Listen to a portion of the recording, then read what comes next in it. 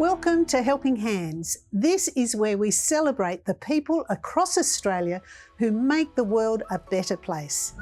Coming up today, it's about people having a better life. They should have the same opportunities. buying fair trade. Generosity can come up in small ways about going the extra mile. The panel discuss what it means to be generous, and we invite you to connect at helpinghands.tv. Helping to make the world a better place and making a positive contribution does not always require massive changes in what you do. Quite often, it's the little everyday decisions that make the biggest impact. When it comes to money, we all have the ability to be a positive influence, though some more than others. What we spend our money on, the things we buy, and what we give to does have an ongoing ripple effect back to the primary producers. You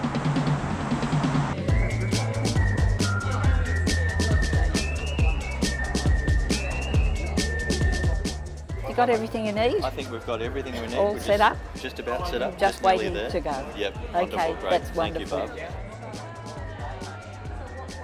Good morning, everybody. My name is Matt. It's my pleasure to welcome you today to the Fair Trade Market at GBC. So many different colours and flavours here, lovely things to buy and see.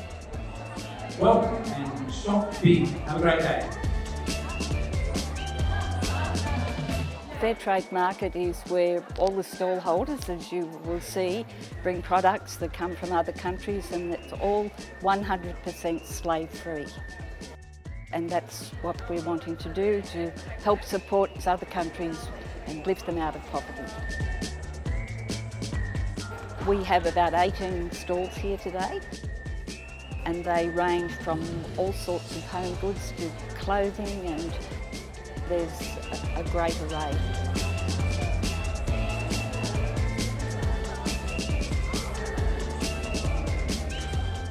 We're a group of businesses, an association of business members that are all about supporting the mission of fair trade, which is to alleviate poverty through fair trade practice.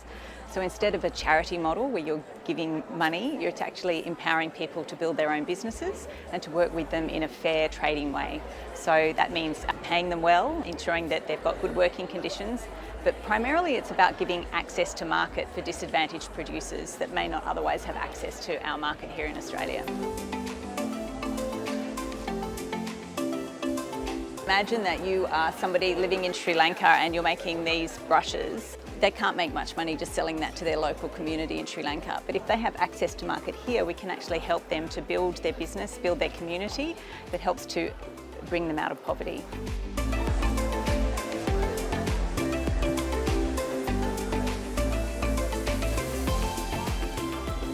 I'm here today just to do a bit of shopping, and we saw the ethical trade, so we thought we'd come in and have a look.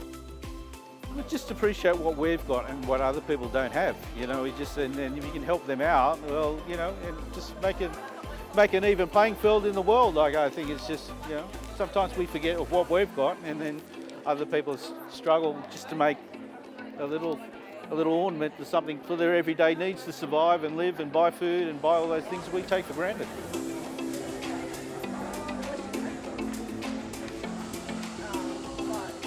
I think if everyone did one little bit along the way, I think it all adds up to a bigger picture, and then hopefully they have a better life. Well, we're selling lots of things from Africa and Madagascar and Cambodia. Japanese porcelain, and so these are the artisans that are here. So they actually hand cut everything and then they make the silver. So yeah.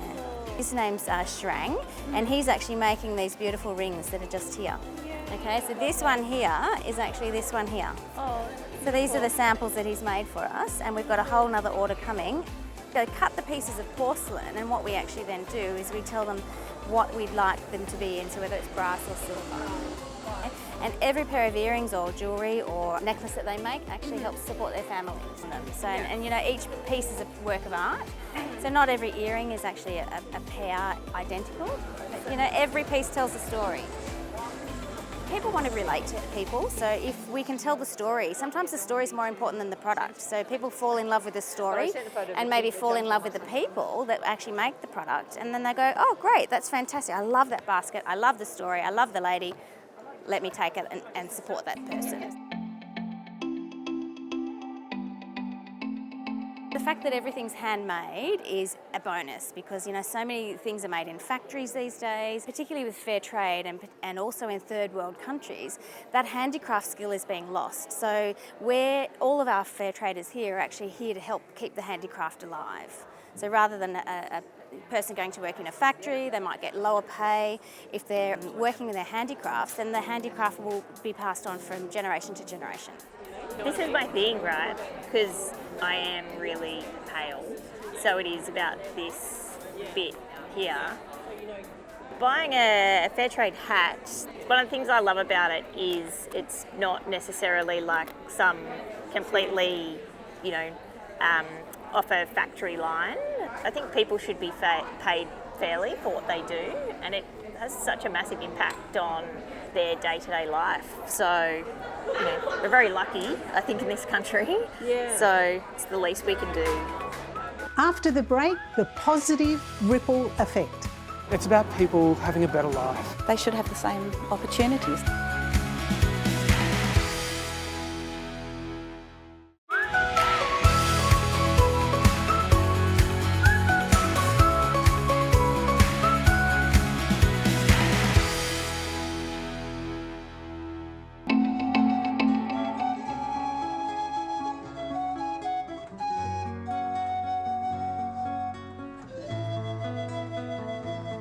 Karen, your coffee.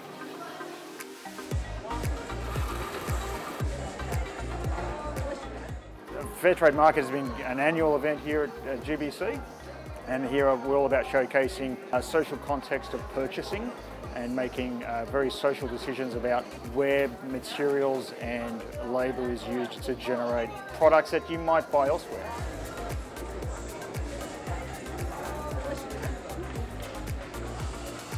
I really like fair trade at the ethics of it, so it's something that's really important to me. You can live a much more ethical life. I really try not to buy anything that's not fair trade. So I've got a bunch of stuff in here. I've got myself a new chopping board, oven mitt, so I've got my kitchen set up nicely now. That's one of the Indigenous ones. This is this great company, Better World Arts. I've got a bunch of gifts for my daughter. This incredible bracelet from Colombia. These are some sorts of beads they collect off the ground and then turn them into these bracelets. And I think it's something that she'll really like. But more than that, it's about people having a better life. You know, it's about not having to suffer. I think my father's got a really interesting story growing up like dirt poor. When I originally heard the story of how my father grew up as a child, I really understood the true meaning of the words or the phrase dirt poor. And so you don't want people to have to grow up like that. So this helps contribute to a better world, giving people that slightly better life.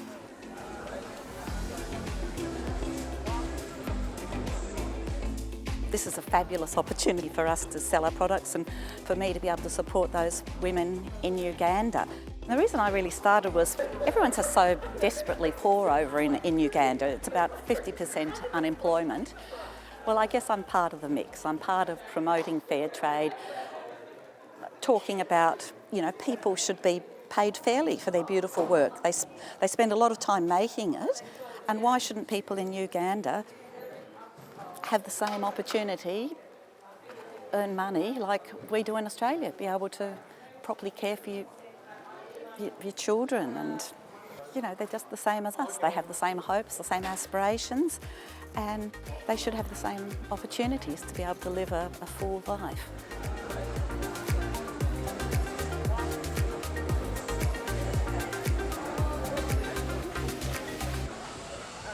Hello again, everyone. It's great to see so many of you here at GBC's Trade Fair. We'll be doing little interviews throughout the day, and right now I'm here with Kim from EcoMax. All my products are fair trade and they're handmade by women in Sri Lanka. I work with a group of women over there and I have been doing for about 12 years. You know, fair trade is how everybody should do business because it's so important that you know that people are getting paid the correct wages. It transparent supply chains and things like that. It's just been a wonderful project being able to be involved with our women in Sri Lanka.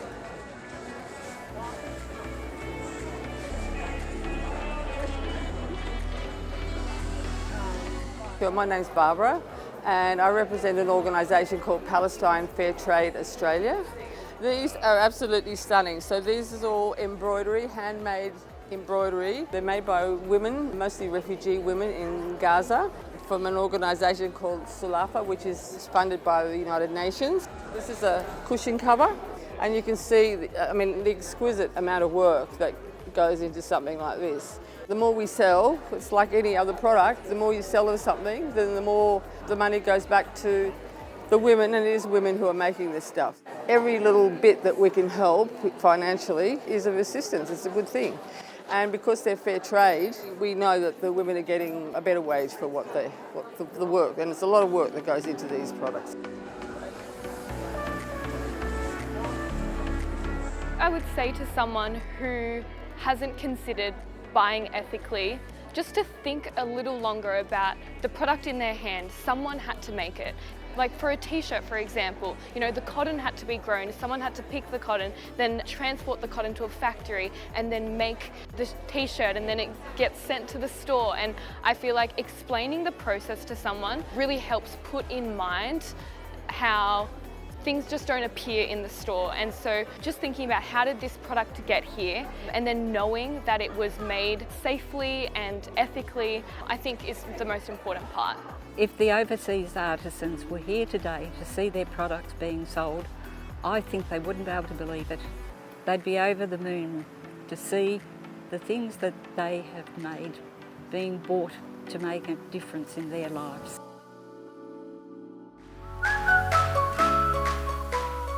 If you are a helping hand or would like to see a helping hand from your local community featured on this program, visit our website and be in touch. We'd love to hear about the people and organisations across Australia who are making the world a better place. We will see the second part of the Fair Trade Market next week and see how the way we spend our money in Australia can make a positive impact around the world.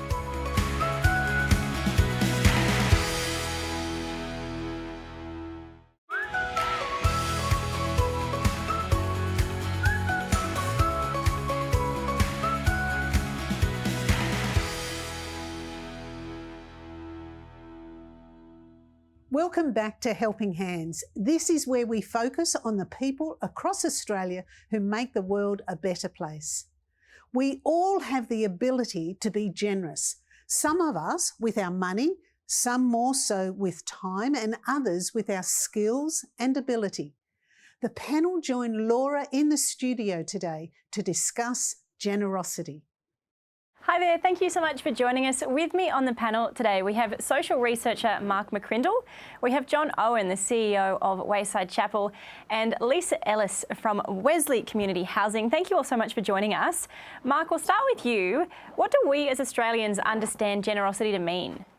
Well, looking out to those in need and lending a hand. Australians have certainly had a long history of that. We put the welcome mat out to people around the world for a long time, 60, 70 years now, and helping those at home as well through various ways. That generosity we see in the DNA of Australians. Do we consider ourselves to be a very generous group of people? Yeah, we do, and the data backs that up. 4 in 5 Australians have given money to charities, and in fact, 1/3 of them have given more than $200 in the last 12 months. In fact, the census data also showed that about 1 in 5 Australians is a volunteer at a local charity. So we do seem to be active in backing up this mindset of being generous by actually acting that way in a regular time. So good and encouraging, I think, to see that. And John, particularly in the work that you do, generosity to others is really at the heart of a lot of it. What are some of the ways you see that we can be generous to others? We couldn't even operate if it wasn't for our volunteers and for the people that support us. We're the kind of charity at Wayside, the chapel that has only about 10 to 20% government funding, because we want for as much as possible for it to be a community-driven initiative. And there are so many ways in which people are incredibly generous to us at Wayside in terms of giving their time as frontline volunteers. There are also people that volunteer in the less glamorous roles out the back in the op shop, folding and washing the socks and undies, as well as people who have made decisions in their corporate careers to bring their skill sets over to the not-for-profit sector as well. So there are so many ways in which we're generous. Lisa, for the people that you're working with, that motivation, I suppose, that we have to be generous, how does that impact people? When someone feels the benefit of generosity, they then feel love, care, value, and I think the giver also feels that. So I think that it's a real motivator for people, and I know sometimes with the people we work with, it can be something really, really simple that is the thing that makes a huge difference to their lives. Just that somebody said, I care for you, or how did you go at the hospital, or something simple like that. Does it matter what kind of way we are generous? Like you mentioned that, you know, so many Australians are generous. What are some of the ways we play that out?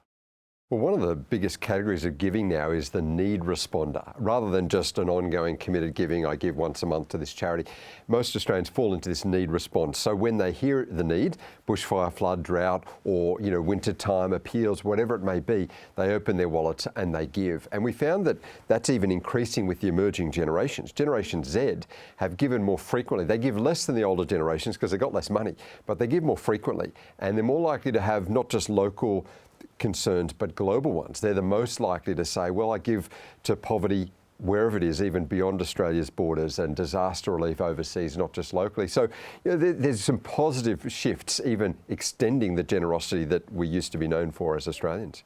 Kind of sharing it around, I guess. And to be able to experience generosity, John, in the context of your work, for the people that are coming to Wayside Chapel, what does it mean to them that somebody's generosity is what is allowing them to have a need met? There's certainly an acknowledgement that this is the sort of enterprise, and many of the wonderful ministries and organisations and charities that are out there are doing it only because of the goodwill of others, that where time and money and expertise is given. So there is I often joke and tell my volunteers that they're good for nothing, and but that's what makes all the difference. Often people say, well, you're not being paid to be here. I know that guy, he's running around, but he's paid to be here, he has to be here. But when they know that something is given with no thought of repayment, it's a gift that often goes beyond words and has an immense power in reaching people's hearts. What are your perspectives on what generosity can look like for the everyday person? There are always those grand gestures, that I think we see on the movies, but what we often underplay are the small little acts, the little bids for connection. One of the big challenges I think we face now as a society, particularly after the last few years of lockdown, is isolation and loneliness. We all went home and kind of disconnected from each other, and what we see now is a lot of people are anxious and a bit worried. We're still the same people who want to care, want to be need responders, but there's often this fear of the other. And so, those little moments that kind of cut through. Even working in the not-for-profit charity sector, it's not just about doing your job. Generosity can come up in small ways, about going the extra mile. Helping someone settle into their new house, but then, bringing a cake and a little, bunch of flowers. They say that's just those extra little touches are the ones where people go, oh, I'm not just a job to you. I'm not just a problem to be solved, but a person to be met. Yep. You'd see that every day, wouldn't you? Yeah, definitely. I think that it's sometimes just even like a birthday cake. And some of our tenants, we've even seen them now, they're making the birthday cake for the other tenants because they've gone, oh, I feel loved, I feel connected. And sometimes the best support we can give might not just be money or time, it might just be advocating for others. It might be writing a letter or joining a cause or passing on the social media post or indeed just standing up for an issue. And we see Australians increasingly using, even younger people, the technology they have to advocate for causes and to do their little bit to create a bit of a groundswell to make a difference. It's pretty special. Well, guys, thank you so much for your contributions, and thank you so much for watching. If there's a topic that you'd like to see discussed on Helping Hands, visit our website and be in touch.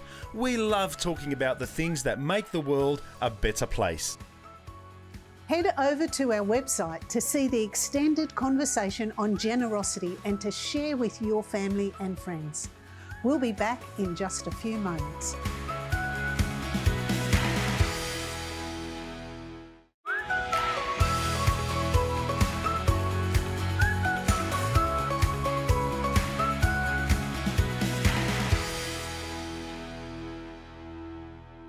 Money is an important part of everyday life, but it does not have to be at the top of our priority list.